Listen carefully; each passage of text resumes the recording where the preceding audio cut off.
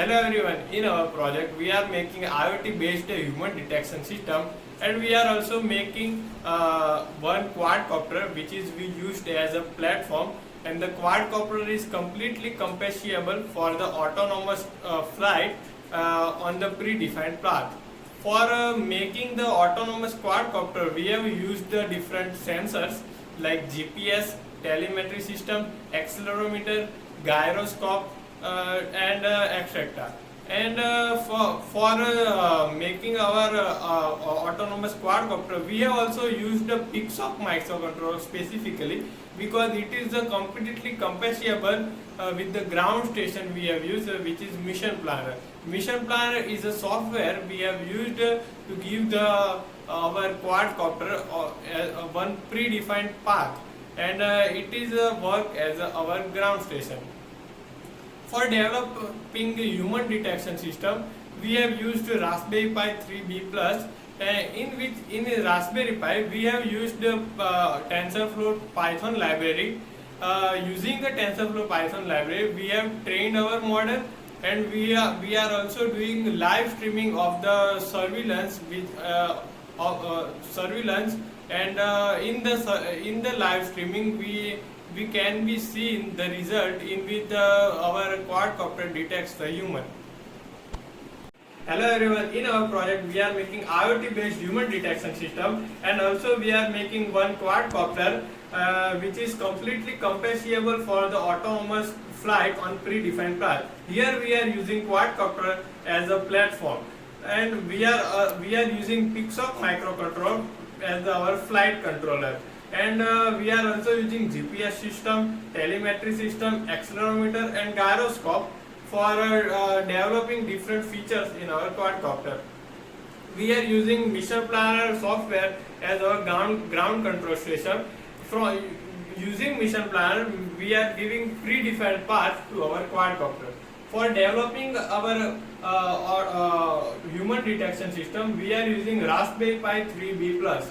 In Raspberry Pi 3B Plus, we are using TensorFlow Python library for train our model and live streaming the surveillance data in which we can see the human is detected.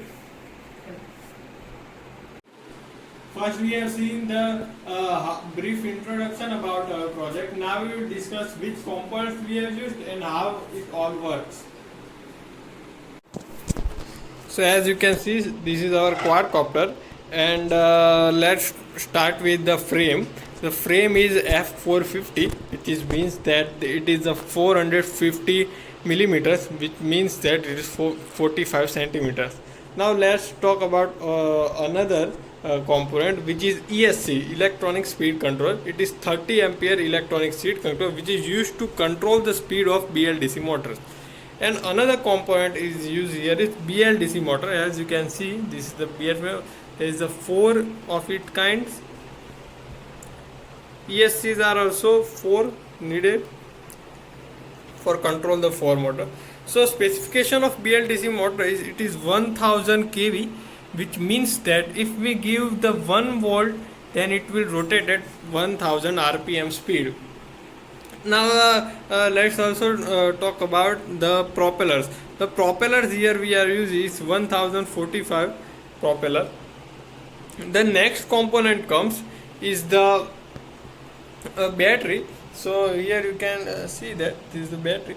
Battery we have used is 12 volt and 2200 mAh battery here, and we have also used the power module to give the stable power supply to flight controller. You can power module, but it is here. As you can see, this is rate tap thing, that is power module. And the next component we have used is the GPS. As you can see, here is the GPS. It is Neo M8N GPS. That includes the external HMC 5883R digital compass as well. So there is the external compass as well. And the next component is the telemetry. Here you can see only signal. As you can see, there is the telemetry. uh, for convenience we are, uh, for convenience we have make the telemetry here. As you can see, you can also see the signal. So telemetry is a 433 megahertz telemetry radio. It works on the Mavlink protocol. So for a manual control of our quadcopter, we have used the remote, which is FlySky FSI6. As you can see, here is our remote FlySky FSI6. So as you can see, it has the 6 channels for 1, 2, 3, 4 and 2 auxiliary switches. Basically it has 8 auxiliaries, but our receiver, which is FSIA6, it can only contain the 6 channels.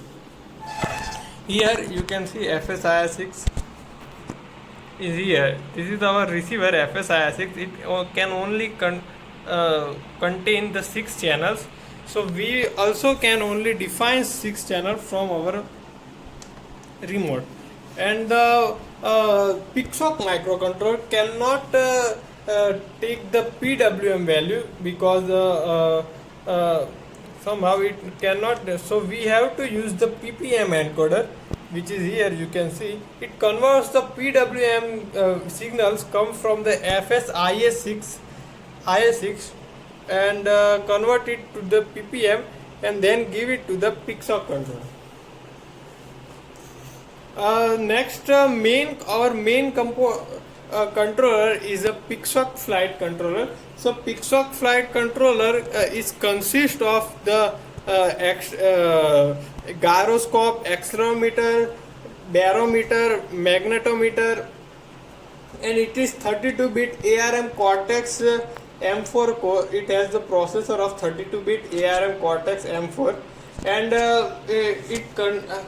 it contains the port for the telemetry, port for the GPS, and port for the if we want to connect the Raspberry Pi through it, it also contains the port for it. We can connect Raspberry Pi to here, and we can transfer the data as well through this.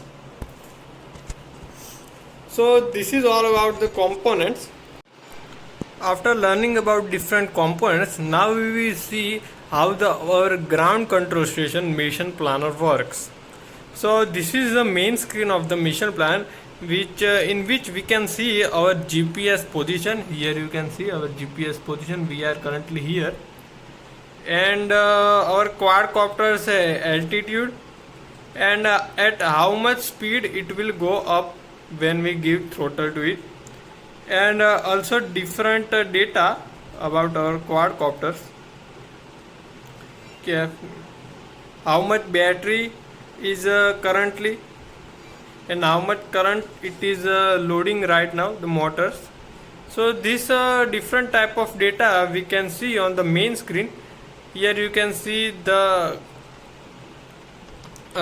it is connected to quadcopter right now. The telemetry is connected here, ground station, and another station is connected to our quadcopter right now. So next thing in the mission plan, how we can give predefined path to our quadcopter. So it will we should go into the flight plan first. You can see this is our college ground. So for giving the path, this is our home and the altitude is 61. For giving the path, let's say our first command should be the takeoff at the home location. Then we add below.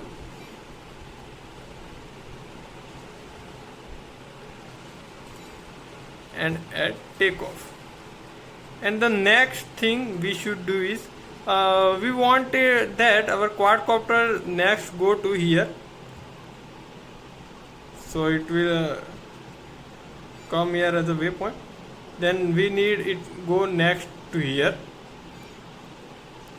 and then it will return to its home location. It is called as return to launch.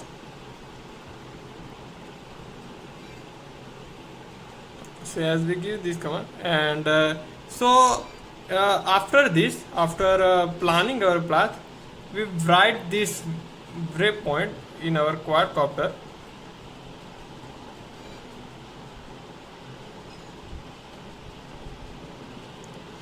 So it will now saved in our quadcopter. So next time we go to the flying and we put our quadcopter here and then give throttle to our quadcopter, it will automatically surveillance on this part, automatically take the flight to home, to point 2 to 3 and return to home automatically.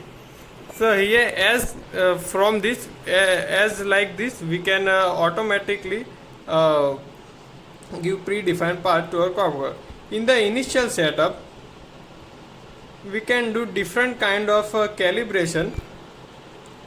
So first here is accelerometer calibration, compass calibration is available, radio calibration, ESC calibration and different flight mode calibration is available. In the configuration we can change the different parameters like the PID tuning for our quadcopter, different standard parameters like how much altitude, velocity it should be cover, and many others. There are lots of different parameters. In the simulation we can do the simulation of our quadcopter before taking the flight, and there is a help as well if we want to need some help from the developers. So this is it. This is how the mission ground station. Now we will see how human presence detection system will work. For that we have used Raspberry Pi 3B Plus model. It is right underneath the PICSOG here, and it is inside the case. For safety of it we have used the case. You can see different port of it here, and here the Pi camera, which is 5 megapixel HD camera.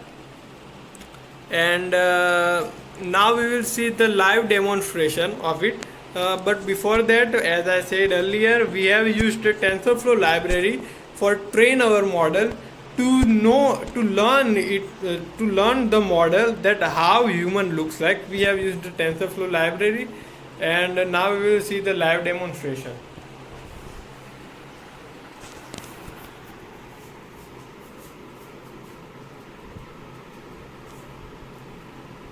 As you can see, it is currently right now detecting me. And my hands here is also detecting me. If I move, it is detecting me. So here how our human detection system works. Thank you. We seen earlier about different systems and how it all works separately. Now we will see how all of them work together and make one project. We will start from the LiPo battery. Here we use the 12 volt LiPo battery, and its rating are 2200 mAh. Now the LiPo battery will give the power to the power module. It will generate the stabilized 12 volt power and distribute it to the power distribution board and PICSOG. Now the power distribution board, all of the ESC has connected to power distribution board parallelly, and it will provide all of ESC the 12 volt power supply. So now the ESC will generate the output given to the BLDC motor as per the signal provided by the PICSOG. Now the power module also gives the power to the PICSOG. So now let's talk about the PICSOG. There are a total number of different sensors and systems connected to the PICSOG. First is a buzzer and LED for safety, GPS and compass system for constant getting location of our quadcopter. Then the whole remote system, FSI6, FSIA6 receiver, PPM encoder to the PICSOG, and ARM safety switch for safety purpose, and whole the telemetry system, ground station laptop, telemetry ground station and telemetry air station. So now how it works. If we are in the autonomous mode, then first we will generate the flight path into our laptop. Then this flight path value will be transmitted to the PICSOC through the telemetry transmitter to telemetry receiver and to PICSOC. Now the as per the PICSOC program, it will generate the values for the ESC. Then it goes to the ESC, and ESC will gives the BLDC motor signal as per given by the PICSOC, and the motor will rotate as per the signal given by the ESCs.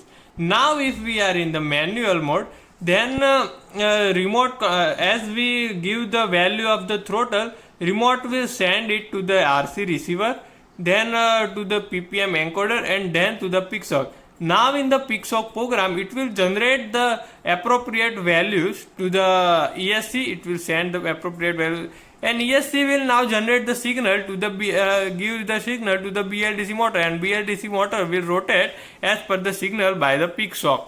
If we want to the right, or if we want to the left, or if we want to the up, or if we want this type of signal, and its value will be given to the BLDC motor.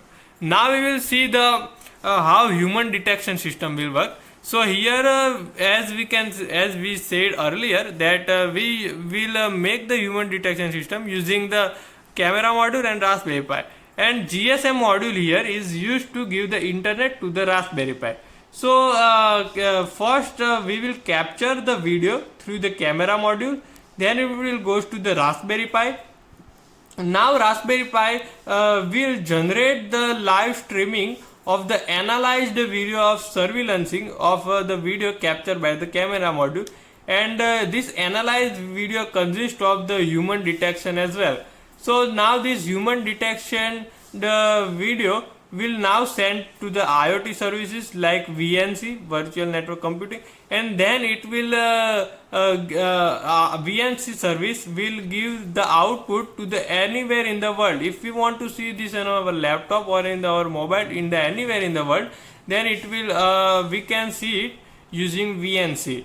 So this is how our whole project will work, and thank you for listening.